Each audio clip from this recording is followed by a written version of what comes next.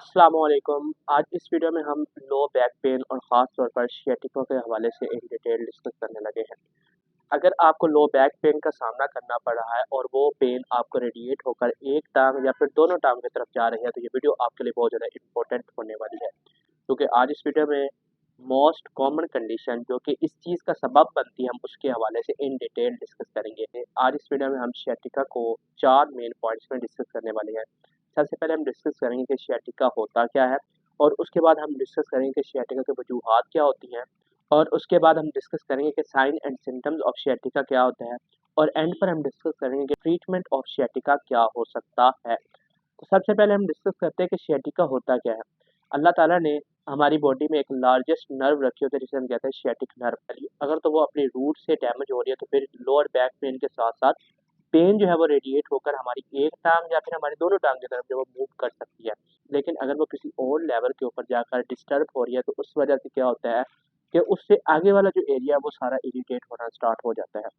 तो ऐसी कंडीशन जिसमें हमें लो बैक पेन के साथ-साथ पेन रेडिएट होकर एक टाँग या फिर दोनों टाँग की तरफ मूव कर रही होती है और उसके साथ-साथ पेशेंट को नमनेस और टिंगलिंग जैसे सेंसेशन का सामना करना पड़ता है, तो ऐसी कंडीशन को हम कहते हैं सियाटिका। नेक्स्ट हम डिस्कस करते हैं कि काज़ेज़ ऑफ सियाटिका क्या-क्या हो सकते हैं। वैसे तो सियाटिका के बेशुमार काज़ेज़ हैं, लेकिन आज इस वीडियो में हम कुछ मेन काज़ेज़ जो हैं उनको डिस्कस करने लगे हैं। सबसे पहले हमारे पास जो कंडीशन आती है वो आता है डिस्क बल्ज। अब डिस्क बल्ज क्या होता है? अल्लाह ताला ने एक वर्टिब्रा और दूसरी वर्टिब्रा के दरमियान में एक स्पेसिफिक कनेक्टिव टिश्यू रखा होता है जिसे हम कहते हैं डिस्क। और डिस्क की फॉर्मेशन जब कुछ इस तरह हुई होती है कि उसके सेंटर में न्यूक्लियस पल्पोसिस होता है और उसके सराउंडिंग पर एनुलस फाइब्रोसिस होता है। अब क्या होता है कि एनुलस फाइब्रोसिस के वीक होने की वजह से न्यूक्लियस पल्पोसिस जो है वो वीक साइड पर जाकर मूव करता है। तो वो उस तरफ मूव करता है तो वहाँ पर वो एक बैलून लाइक अपीयरेंस बनाता है, और ये जो बैलून लाइक अपीयरेंस होती है उसे हम क्या कहते हैं? उसे हम कहते हैं डिस्क बल्ज।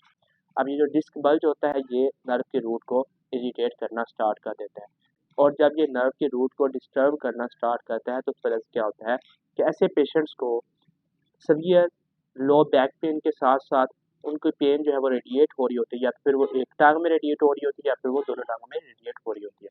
और इसके साथ-साथ ऐसे पेशेंट्स को सीवियर नमनेस और टिंगलिंग सेंसेशन का सामना करना पड़ता है। नेक्स्ट जो हमारे पास कॉज़ आती है वो आती है एज। अब क्या होता है कि एज के साथ-साथ हमारी बॉडी में डिजेनरेटिव चेंजेस जो है वो स्टार्ट हो जाती है, और स्पाइनल स्पेस जो है वो भी रिड्यूस होना स्टार्ट हो जाती है।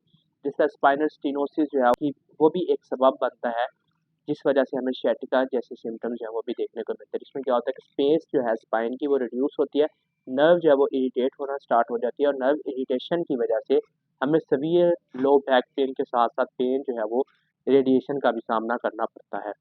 नेक्स्ट जो हमारे पास कॉज़ आती है वो आता है ट्रॉमा। अब गिरने की वजह से भी हमें लोअर बैक पेन के साथ-साथ पेन रेडिएशन का सामना करना पड़ता है। ये वो मेन कारण हैं जो कि सियाटिका का सबब बनते हैं। नेक्स्ट हम डिस्कस करते हैं sign and symptoms of sciatica.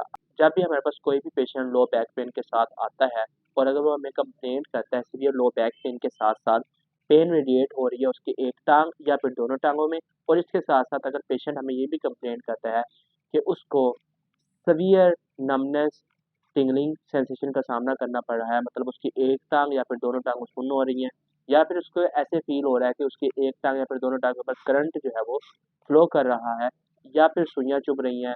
तो ऐसी कंडीशन में क्या होता है कि मोस्टली चांसेस है कि पेशेंट को सियाटिका का सामना करना पड़ रहा हो। और इसके अलावा ऐसे पेशेंट जो हैं वो हमें ये भी कंप्लेंट करते हैं कि वो जब भी आगे की तरफ झुकते हैं, तो भी उनको पेन जो है वो इंक्रीज़ हो जाती है। इसके अलावा ऐसे पेशेंट्स को कफ और स्नीज़ के दौरान भी पेन इंक्रीज़ हो जाती है। तो अगर तो पेशेंट्स के अंदर ये साइन एंड सिम्पटम्स मौजूद हैं, या फिर आपके अंदर अगर ये साइन एंड सिम्पटम्स मौजूद है, तो मोस्टली चांसेस हैं कि आप भी सियाटिका का सामना कर रहे होंगे।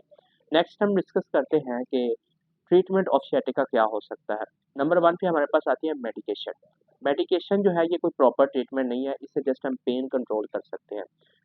जैसे ही मेडिसिन का असर खत्म होता है तो पेशेंट को दोबारा से पेन स्टार्ट हो जाती है। नेक्स्ट हमारे पास जो ट्रीटमेंट है वो आता है फिजियोथेरेपी ट्रीटमेंट।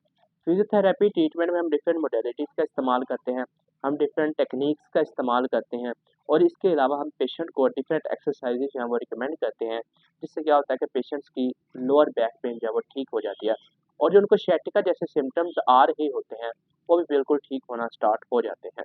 फिजियोथेरेपी जो है वो भी हमारे लिए बहुत ज़्यादा हेल्पफुल साबित होती है।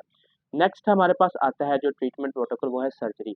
और इसको हम डिस्कस करेंगे कि हमें कब सर्जरी की तरफ मूव करना चाहिए और ऐसी कौन-कौन सी कंडीशंस हैं कि अगर हम सर्जरी नहीं भी करवाते तो फिर भी हमारी लोअर बैक पेन जो है वो ठीक हो जाती है। और कौन-कौन सी ऐसी कंडीशंस हैं जिनमें हमारे लिए सर्जरी करवाना जो है वो बहुत ज़्यादा ज़रूरी हो जाता है। तो इस चीज़ को हम डिस्कस करेंगे नेक्स्ट आने वाली वीडियो में। आज इस वीडियो में हमने सियाटिका के हवाले से इन डिटेल डिस्कस किया। अगर आप या आपके इर्द-गिर्द किसी भी पर्सन को इस तरह की किसी भी प्रॉब्लम का सामना करना पड़ रहा है, तो वह इस दिए गए नंबर पर राब्ता करके हमसे कंसल्ट कर सकता है। उम्मीद है आज की वीडियो आपको बहुत ज़्यादा पसंद आई होगी। Thank you so much for watching this video. Please like, subscribe and share my YouTube channel. Thank you so much.